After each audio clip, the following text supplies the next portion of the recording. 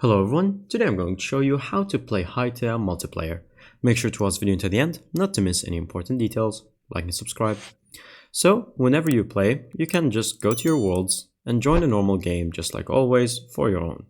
So, for example, we're going to have an exploration. I'm just going to name this world multiplayer. Now, initially this will be just a normal world that you play offline, but we're going to turn it to an online world that you can join with your friends. You can see initially it will be booting a server, which will allow you to always just play it online.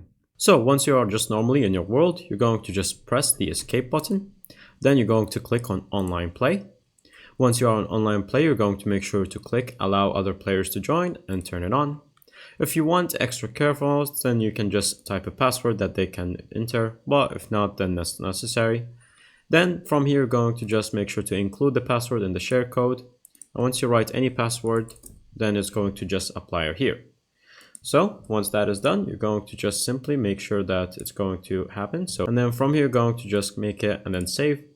And then setting up the connection, this may take a few seconds. And once you click on allow enables the other join, you can see, there we go. Now you have a copy to clipboard. Once you copy this and other people type it in, all they have to do is simply, once they go back in their menu, in the servers, and then from here, going to just direct connect, paste whatever code they had, and then connect, and it will join them. But make sure that you are also playing on this world, because if you're not playing on it directly, then they won't be able to join you.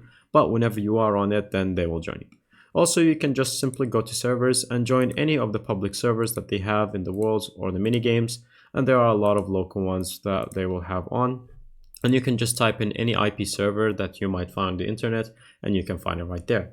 And that's pretty much it. Thank you guys for watching. See you next time. Bye bye.